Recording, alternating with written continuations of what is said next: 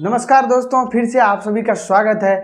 आज हम लोग इस वीडियो में परिमेय संख्या से संबंधित जो महत्वपूर्ण प्रश्न है उसको सीखने वाले हैं। तो ये पहला प्रश्न है कि 3 और 4 के बीच का परिमेय संख्या बताइए। ठीक है, 3 और 4 के बीच का परिमेय संख्या हम लोग को बताना है। तो बीच का कैसे निकालिएगा?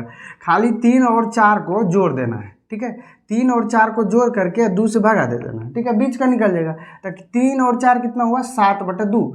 देखिए 3 और 4 7 हुआ, नीचे 2 आया तो 7/2 क्या हो गया? बीच का परिमेय संख्या होगा। ये तो देखिए सिंपल, यदि इंटीजर था नहीं कि पूर्णांक था तब इस प्रकार से जोड़ दिए। यदि भिन्न रहेगा हमारे पास तब ये क्वेश्चन के जगह पे यदि मान के चलिए कि हमारे पास है 2/3 और ये 4 में है 1/4, तब क्या कीजिएगा? तो फिर भी वही चीज़ करना है कि दोनों को जोड़ना है। क्या करेंगे? 2/3 जोड़ 1/4 करेंगे, दोनों को जोड़ देंगे। इसमें कितना से भागा देना है? 2 से। अब देखिए भिन्न का जोड़ तो आप लोग को आता होगा, तो भिन्न का जोड़ करते हैं। इसका हम लोग क्या करेंगे? तो सबसे पहले यहाँ पर हम लोग लेने वाले हैं लघुत्तम। ठीक है, लघुत्तम लेने वाले हैं। देखिए 3 और 4 का लघुत्तम कितना होता है? जिसको नहीं आता भिन्न का जोड़ यहाँ पर सीखेंगे, क्योंकि हो सकता है कि कभी कभी कुछ स्टूडेंट जो बेसिक स्तर से सीखना चाहते हैं उनको ये चीज़ नहीं भी आता है। तो 3 और 4 का लघुत्तम हो गया 12। अब पहली वाले भिन्न का जो हर है उससे भाग दीजिए 12 में। तो 3 से भगा दीजिएगा 12 में, कितना होगा? 4। उस 4 को यानी कि भागफल को इसके अंश में गुना कर दिए। 4 दूना कितना होगा? 8 होगा। जोड़ करना है। अब पहला वाला भिन्न का काम हो गया। दूसरा वाला भिन्न के पास चलिए, इसके हर से 12 में भाग दीजिए तो कितना होगा आपको? 3 होगा। उस 3 को यानी भागफल को इसके अंश में गुना कीजिए तो 3 गुना 1 कितना होगा? 3 होगा। तो नीचे में कितना है? ये तो इसका जोड़ हो गया। और नीचे में फिर कितना से भाग देना है? 2 से भाग देना है। ये वाला 2 है, ये वाला। ठीक है, तो अभी तो कितना हो जाएगा? 8 और 3 11 बटा कितना हो गया? 12 हो गया। 11/12 में भाग कितना देना है? 2 से देना है। ठीक है, तो 11/12 में 2 से भाग दीजिए। अब ऐसे में आपको समझ नहीं आएगा, इसलिए हम लोग जो है कि भाग का जो दूसरा तरीका का लिखने का जो दूसरे तरीके से लिखने का जो तरीका है वैसा लिखेंगे। तो 11/12 में भागा किससे दे रहे हैं? 2 से। अब जानते हैं कि भाग जब किसी संख्या से होता है तो उलट जाता है। ठीक है, उसको जब हम लोग इसका भाग का चिन्ह बदलेंगे, गुना करेंगे तो भिन्न उलट जाएगा। अब कहिएगा यहाँ पे भिन्न तो नहीं है, 2 है, तो 2 को 2/1 बना लीजिए। अब तो भिन्न जैसा दिख रहा है, अब इसको उल्टेंगे हम लोग। तो 11/12 और गुना क्या हो जाएगा? 1/2। ये 2 नीचे आ जाएगा। तो अब देखिए कितना हो जाएगा? 11 गुना 1 11, अब बटा 12 दूना 24। तो 11/24 हमारा क्या हो गया? यानी कि 2/3 और 1/4 के बीच का परिमेय संख्या हो गया। ऐसे हम लोग जोड़ करके निकाल सकते हैं, यानी कि दोनों भिन्न को जोड़ करके और 2 से भागा देंगे तो उसके बीच का परिमेय संख्या निकल जाएगा। अब ठीक है, इस प्रकार का एक क्वेश्चन बन सकता है कि बताइए इन दोनों परिमेय संख्या के बीच का परिमेय संख्या कौन सा होगा।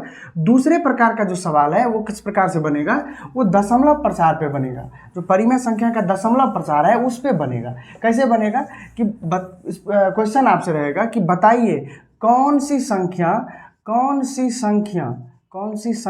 परिमेय नहीं है। कौन सी संख्या परिमेय नहीं है? तो अब यहाँ पर कौन सी संख्या परिमेय नहीं है? ऑप्शन आपको दे रहा है कि 0.462, उसके बाद जो है कि दूसरा ऑप्शन दे रहा है कि 9.8423, इस पर रेकरिंग है।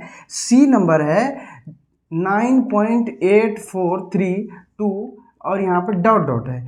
और डी नंबर का ऑप्शन है हमारा 0.14322 पर रेकरिंग है। ठीक है, तो इस प्रकार से ऑप्शन है हमारे पास। पूछ क्या रहा है? कौन सी संख्या परिमेय नहीं है? तो अब यहाँ पर जो है कि आपको परिमेय संख्या और अपरिमेय संख्या का दशमलव प्रसार के बारे में जानकारी होनी चाहिए, जो कि हम लोग पिछले वीडियो में पढ़ चुके हैं। यदि आप नहीं देखे हैं तो पीछे वाले वीडियो में जाके देखिए किस प्रकार से इन दोनों का दशमलव प्रसार होता है।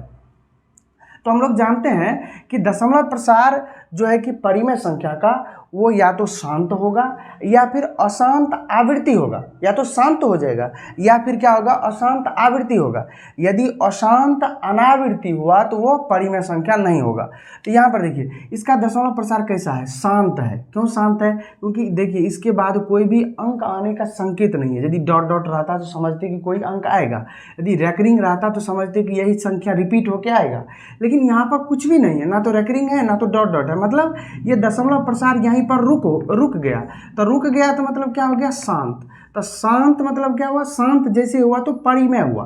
ठीक है, पूछ क्या रहे? कौन सी परिमेय नहीं है? ये तो परिमेय है। चलिए उसके बाद ई वाला देखिए, इसमें देखिए कि ये यहाँ पर रेकरिंग लगा, रेकरिंग का क्या मतलब, 2 और 3 पर रेकरिंग है, इसका मतलब 2 3 2 3 2 3 ऐसा 2 3 2 3 उसके बाद 2 3, ये 2 3 जो है ये बार बार आएगा, तो कैसा हो गया, अशांत हो गया, अशांत।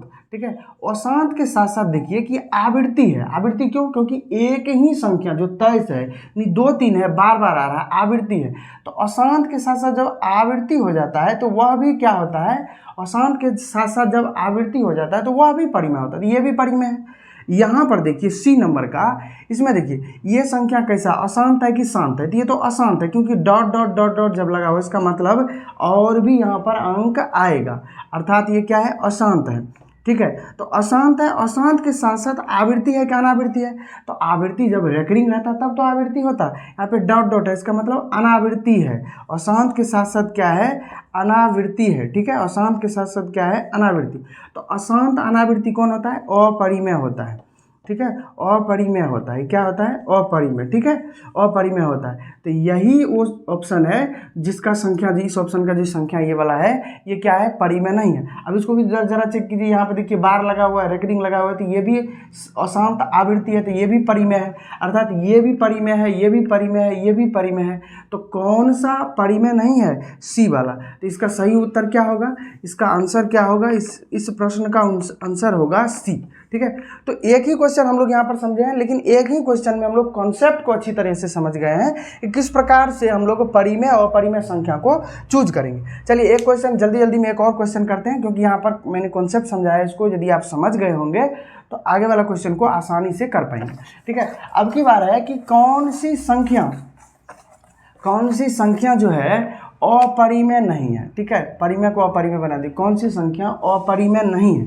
ठीक है, तो यहाँ पर हम लोग यहाँ पर ले रहे हैं 0.1001, उसके बाद डॉट डॉट डॉट, ऐसा। बी नंबर में ऑप्शन यहाँ पर हम लोग ले रहे हैं 0.234321 डॉट डॉट डॉट। ठीक है, सी नंबर में ले रहे हैं हम 0.243 रेकरिंग। डी नंबर में ले रहे हैं 0.431000431 डॉट डॉट डॉट, इस प्रकार से। तो कह रहा है कौन सी संख्या अपरिमेय नहीं है। ठीक है, अपरिमेय नहीं है मतलब परिमेय है। तो इसमें देखिए ये वाला डॉट डॉट डॉट डॉट जहाँ पर है ये तो अपरिमेय होगा, क्योंकि अशांत और अनावृत्ति है। डॉट डॉट डॉट डॉट तो अशांत और अनावृत्ति है, इसमें भी डॉट डॉट तो अशांत अनावृत्ति अपरिमेय, ये पूरा अपरिमेय है।